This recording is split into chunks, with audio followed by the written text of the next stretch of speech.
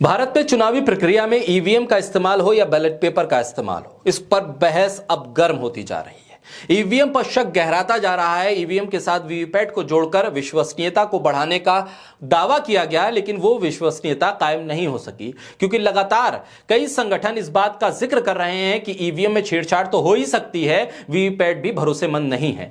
कहा जा रहा है कि वापस आपको बैलेट पे आना होगा, क्योंकि दुनिया के बड़े से बड़े लोकतंत्र में ईवीएम का इस्तेमाल नहीं होता। खासकर वहां पर जहां पर ईवीएम का इजाद हुआ, वो भी ईवीएम का इस्तेमाल चुनावों में नहीं करते हैं। कई देश तो ईवीएम को छोड़कर बैलेट पर वापस आ गए हैं। कहा जा रहा है कि बैलेट से होने वाली धांधली को आप पकड़ सकते हैं, लेकिन ईवीएम से होने वाली गड़बड़ और धांधली को आप पकड़ भी नहीं सकते हैं, और दूसरा, इसको आप साबित भी नहीं कर सकते हैं।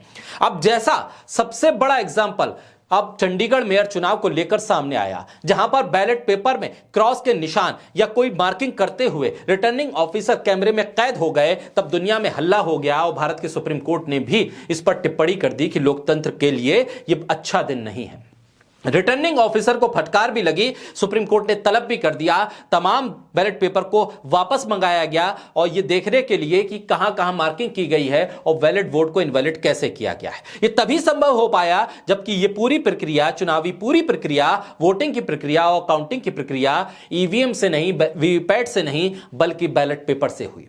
अगर यह तमाम प्रक्रिया ईवीएम से हो जाती, वीवीपैट से हो जाती, तो आप बताइए कि कैमरे की किस निगाह में यह पूरी धांधली कैद होती। आप बताइए कि किस एंगल से कैमरा इस धांधली को कैद करता। अगर मैनिपुलेशन या हैकिंग ईवीएम में होती, तो फिर आप कैसे उसका पता लगाते, कैसे आप दावा करते कि आपके साथ धोखाधड़ी हुई है, कैसे आप सुप्रीम कोर्ट पे जाकर दलील देते, कैसे अखबारों में इसे लिखा जाता, और कैसे हम आप तक इस बात को पहुंचाते कि देखिए रिटर्निंग ऑफिसर से चूक हुई है, रिटर्निंग ऑफिसर ने धोखाधड़ी किया। आप नहीं पता कर सकते थे, आप नहीं बता सकते थे। यह धोखाधड़ी, यह चूक, यह धोखाधड़ी और यह फ्रॉड तभी पकड़ा गया जब बैलेट पेपर पर पेन के निशान पाए गए। पेन के निशान की उस स्याही को कैमरे ने कैद कर लिया, जब रिटर्निंग ऑफिसर की निगाहों को कैमरे ने पढ़ लिया, जब रिटर्निंग ऑफिसर के चलते हुए कलम को देखकर कैमरे ने यह साबित कर दिया कि रिटर्निंग ऑफिसर के दिल में जो कपट है, वो लोकतांत्रिक व्यवस्था पे एक धोखे की तरह है।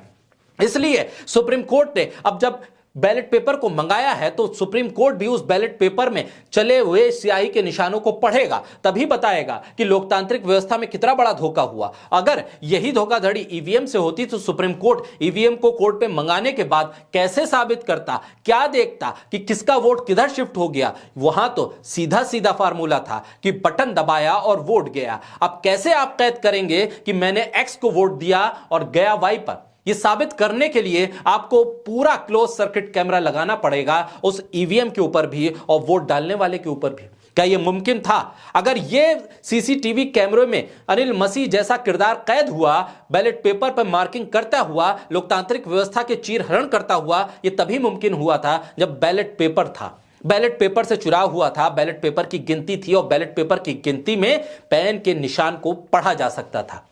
इसीलिए अब सुप्रीम कोर्ट उन रिजर्व किए गए बैलेट पेपर को मंगाएगा, देखेगा, पढ़ेगा और उसके बाद फैसला लेगा। और फिर जिस तरह से प्रतिक्रियाएं और टिप्पणी अभी तक सुप्रीम कोर्ट की है, वो ये मानकर चल रहा है कि बैलेट पेपर में गलती हुई है, क्योंकि अनिल मसीह ने इसे कबूल भी कर लिया है। अब आपके सामने साफ स्थिति है, आप खुद बताइए और सोचिए कि अगर ये चंडीगढ़ मेयर चुनाव ईवीएम से होता, तो क्या ये गलती या धोखाधड़ी पकड़ी जाती, जबकि बैलेट पेपर से होने वाले इस चुनाव में सीधे तौर पर गलती पकड़ी गई, तभी साबित भी हुई और तभी अनिल मसीह ने अपने जुर्म को कबूल भी किया।